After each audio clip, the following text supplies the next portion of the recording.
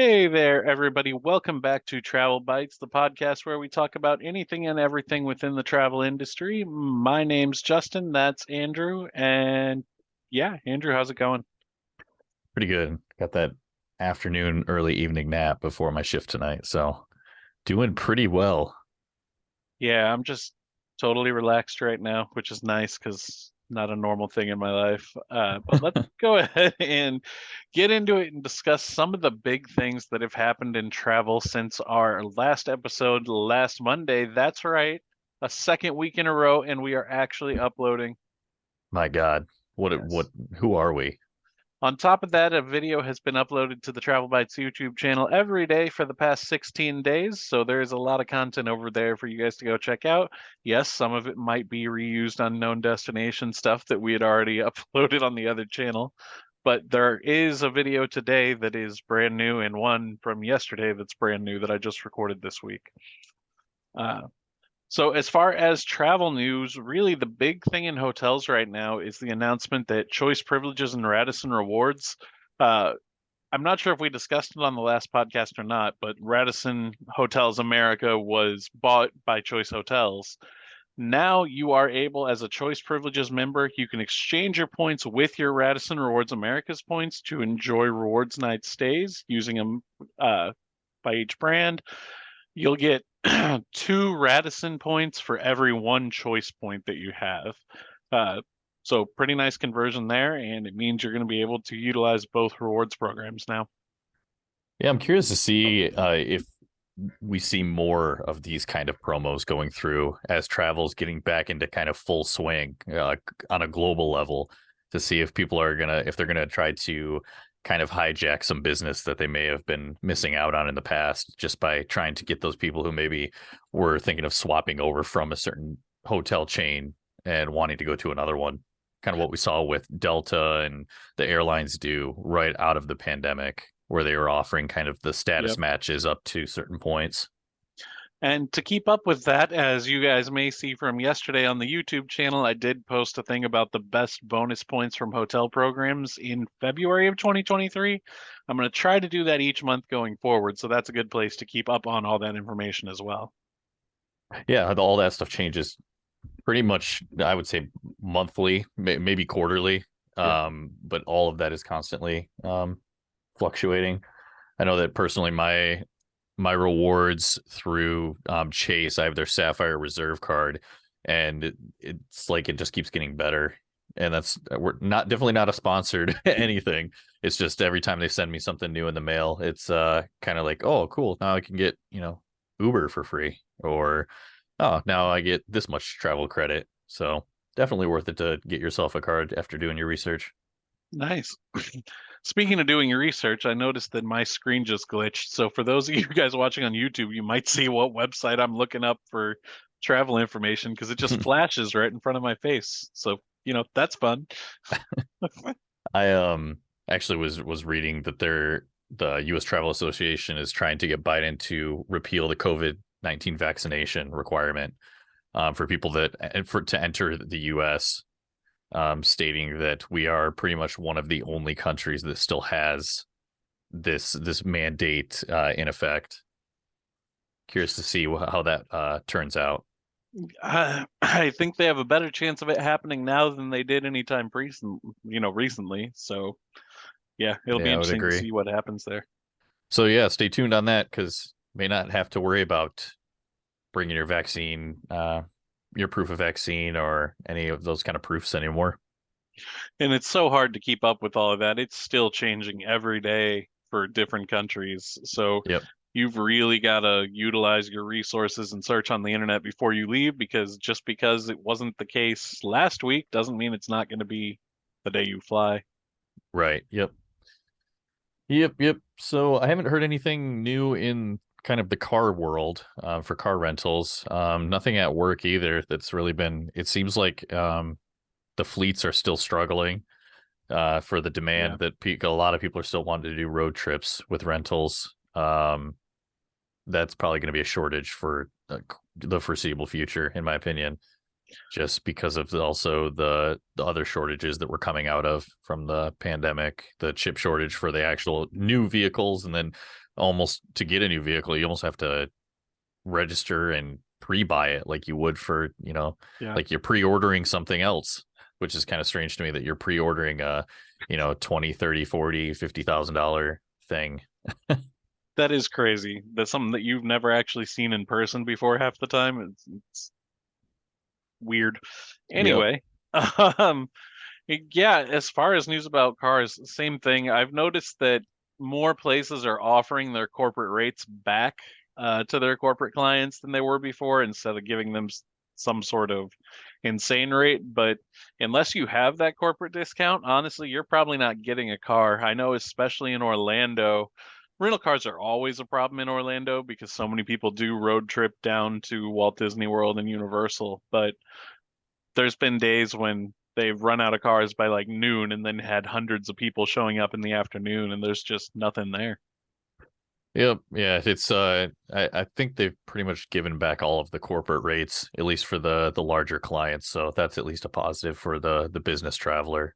But yeah, if you're looking for a leisure vehicle, you're probably going to want to be Googling some different rates. I'm sure you can find them to get either like an agent rate, or if there's, if a certain Enterprise or Hertz is running a promo, you can probably find some kind of promotional rate that'll get you something, but it's not going to be cheap, that's for sure. Not like it was pre-pandemic. Exactly. So I guess moving on to airlines, the first thing that I would mention that was big that came out this week is something I posted a video about on our channel a couple days ago, and that was Frontier Airlines announcing their Summer Go Wild Pass. So they already had the one for the whole year. This one's May through September. Yeah, I was looking at it just from a calendar point of view, and it kind of shocked me that they got rid of their annual, the kind of the calendar year one, instead of just not now they're swapping it to just a few months out of the year, which substantially cheaper, but at the Yeah. same time you're losing that consistent business that you probably would be getting year round. Well, what I did notice when I made that video the other day, they're keeping the annual one, but the cost is going to be a crazy difference. And then Oh, on that one's still being kept, not it is, they're not replacing it with the summer pass. Okay. but even if you buy it now, it also doesn't start until May 2nd of this year. I'm assuming Hmm. that's just because that's when they're going into effect. Mm-hmm. And then if you don't cancel at the end of the year, it'll automatically renew with whatever payment form you have on file. Now, Mm-hmm. right now, I want to say it's $3.99 for the summer pass and $5.99 for the annual. But at that 1 year, the $3.99 is $999, and that 1 year annual pass is, I want to say, $12.99. It might even been Yeah, it more was than quite a that. It bit might have been more. closer to 2000. Yeah, so maybe they're just trying to see what kind of traction they can get for the summertime. Because I definitely looked at it and thought, hey, if you could actually get into some international destinations, I'm going to be honest, I don't think I've ever booked Frontier internationally for anyone ever. So I I guess I'll have to look into that.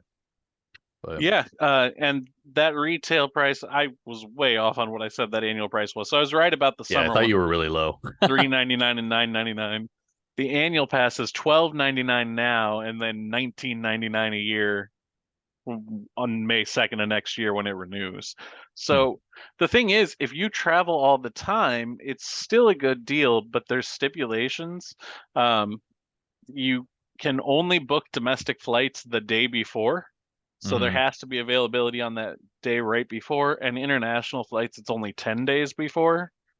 Right. So anyone that So, actually has like a job or anything right. that have to take vacation time and then just pray to God that you can go to one of these locations, but then also you don't have a hotel, you don't have your car set up, See, and you're it's kind of hard scrambling. because I don't feel like people who can just travel whenever they feel like it are Frontier's market or who they're trying to appeal to, especially with what they're considering a discounted flight pass. So Hmm. they've really got to think about how they're going to make that work because the 1 day notice, I just don't think people are going to want it for that reason. Uh, you may Yeah, have some not exceptions with for that. people. our age that have jobs where they're able to work remotely and can work from anywhere. Yeah, but you also have to think that those kind of people are, gosh, how do I say this? They're you only have the one day out. So by the time you're confirmed for that, then most people that would be interested in those flights are not going to want to scramble and try to find an Airbnb, True. or because like you said, if you're working anywhere, a lot of them require a direct connection. So finding an Airbnb that allows that is another challenge. And then you got to think too, for how much was the pass again, the summer one? You said it was $5.99. $3.99 for the first year. $3.99 for the first year. So Frontier flights, we all know, are already pretty cheap. Yeah, So that's the thing. How many flights are you going to have to take to make that worth it if you're trying to use it domestically? Internationally, I think there's an argument because 10 days, I feel like you could probably make work if you were able to confirm it on that 10th day. And then those flights, I mean, if you're able to fly to places like Cancun and pretty much any of those islands down there, you got Aruba, St. Thomas. I mean, it looks like they fly to Guatemala and Costa Rica as well, and Belize. So a lot of yeah, central South America.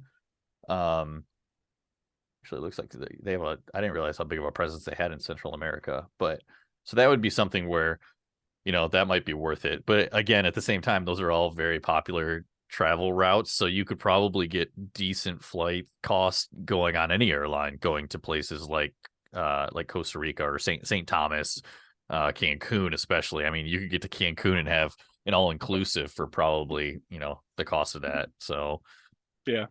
is it No, worth spending, the $400? I guess it depends on what you're going to use it for. I agree, and I think it's worth mentioning on top of all of that, your seat's not going to be assigned unless you pay for that extra up front. The only travel item you're getting is a personal item. Anything else you're going to have to pay for. Now, honestly, if you're the type of person that can drop everything and travel that day, you can probably make a personal item work. So I'd assume that's less of a concern for the target audience of what this pass is. Except for But internationally. I mean, that's like, yeah, yeah, if they're not offering any kind of baggage for those international flights, that's going to be, you're going to get nickel and dime there for sure. that's true. And you're not getting snacks on the plane that are free of charge, so bring something with you, but try to bring it with you through security at the airport or you're going to pay just as much anyway. Right. Yeah, just as much as if you were on the flight. And then on top of that, there's a ton of blackout dates for these passes too. That was my next question is if they blacked out, I'm assuming every holiday, spring break, pretty much Yeah, anytime people want to actually be traveling. I mean that's exactly it. It's basically right around every holiday and spring break. That's Yeah, what so it if comes you down looked at a to. calendar, there's probably more blackout dates than there are not. Because you Yeah. think the pass runs from like the end of spring to the beginning of fall, and then Yep. you've got the 4th of July in there, which I'm sure is all blacked out. Memorial Day is probably blacked out. All the dates are on there. So I mean, really, you're only getting a couple months out of those few months to even use your pass. It's So true. I don't know. I, it's interesting. It's hard. I think there is a customer for this. I just don't know if the Who it is? benefits really, yeah, I don't know who it is. You're right. Uh, and then on top of that, the other thing is, and this is what people were complaining about, but having a travel background, I'm like, no, that makes sense. Uh, every time you're booked, it's not technically free. You're going to be charged a fare of a penny, but then you do pay taxes, fees, and any other charges. And I'm like, So you're well, still having to pay taxes. you are, And but on an international flight, I yeah, mean, that's that could going to add not, up. yeah. But like, from being on the travel side, like they can't get around that. They legally have to charge those fees directly to you for Yeah. each flight. Yeah. When I went to Japan, I think I paid $74.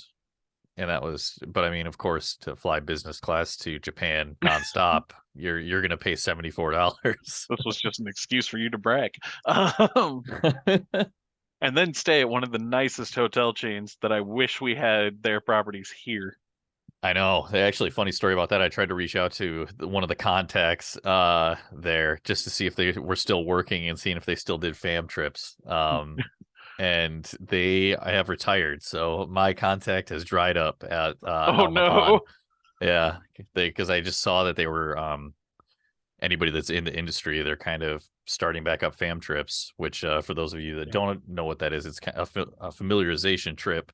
Basically, they just try to get you to sell their product more. So they take you on and show you kind of all the what they have to offer from a firsthand experience, so that way you can pass it on to your clients. So, Nice. but yeah, that Well, was the Prince Hotels. That's the one that the nicest property I have ever stayed at anywhere in the world, it hands down.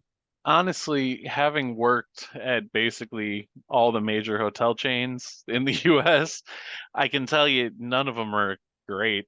Um, if They I'm just just don't being stack up 100% honest. to yeah, they just don't stack up to the Asian market of luxury brands. Yeah. It's our luxury brands are very different than their luxury brands.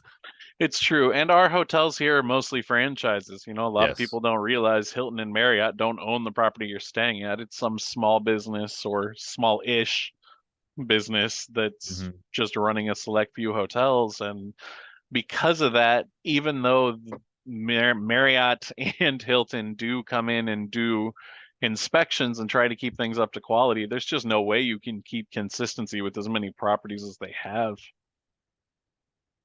No, I mean, yeah, they would have to employ a whole division just for doing that. And I know that if you stay at a property and you complain to kind of corporate, that is pretty much when they go in and inspect. But other than Yeah. that, they truly don't care.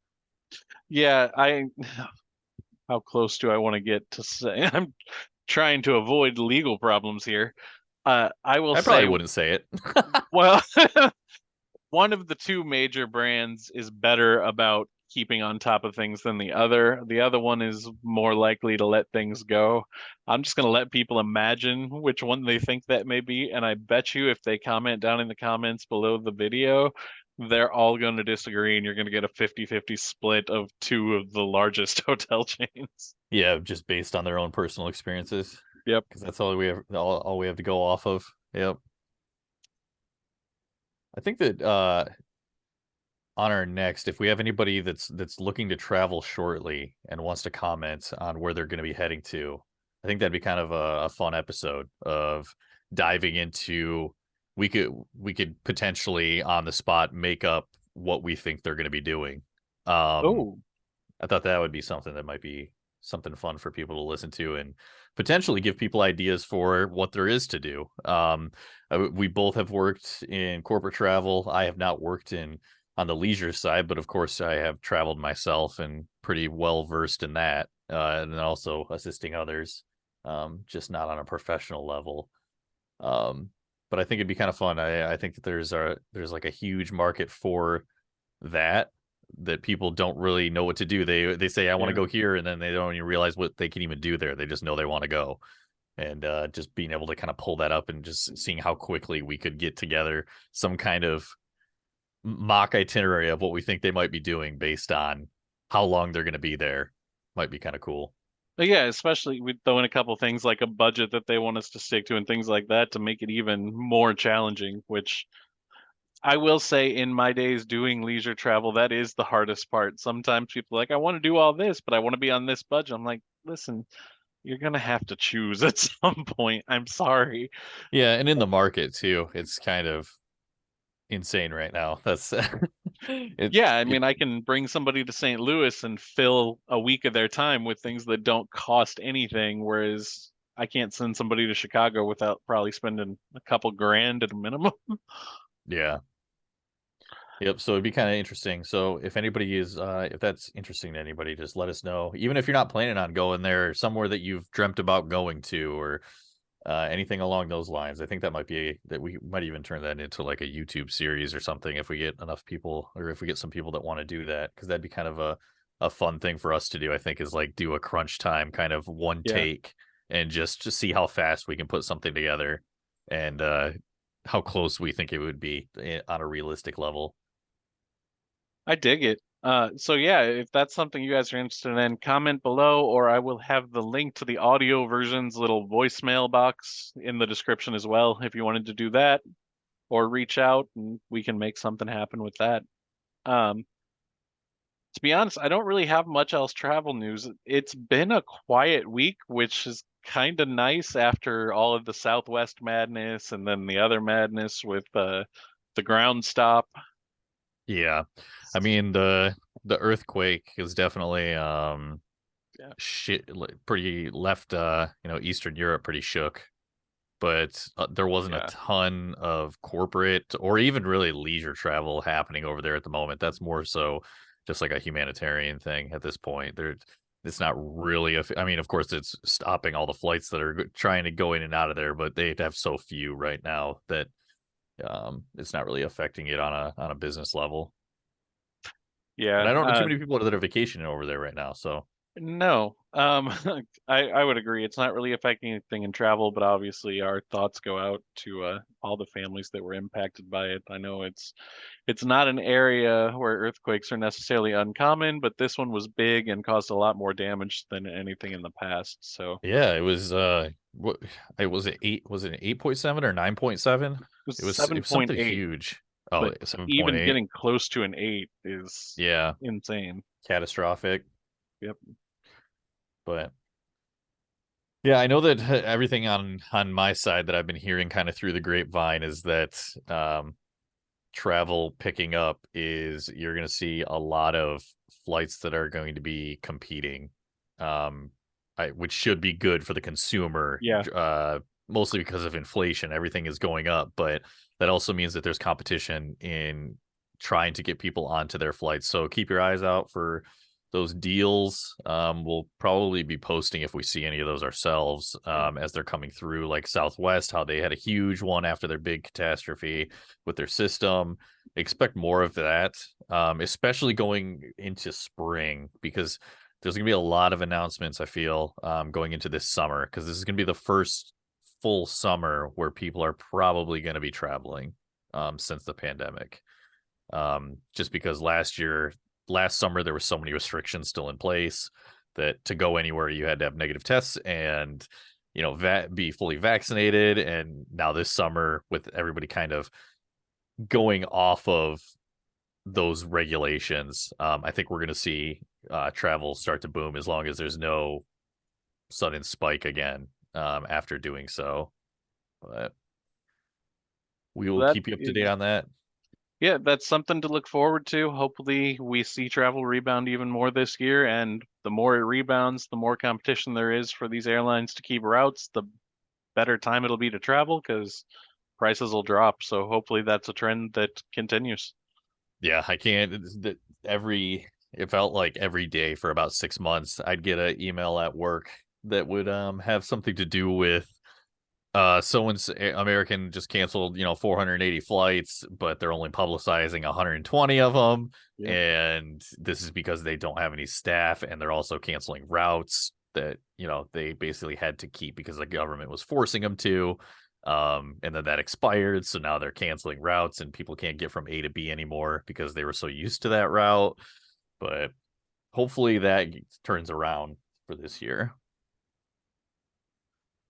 But Well, that's all I got. way to end it on a sour note a little bit there, Andrew. Thanks for that. All right, Uh, shut your mouth. Let's all right. go into the next one. Well, if you guys enjoy getting new information on the travel industry and staying up to date, we definitely appreciate having you here and would love if you would subscribe to both the audio version and the YouTube version. I am trying to upload as much content as possible on YouTube, and Andrew's idea we discussed earlier about possibly having a YouTube series where we are on the spot and helping you guys plan a vacation sounds awesome too. So if you like that idea, comment down below and let us know. And go ahead and leave where that place is, and maybe we will get to that on the next podcast. Sounds good. And everybody who's traveling, make sure you're safe out there and don't get gouged by those prices.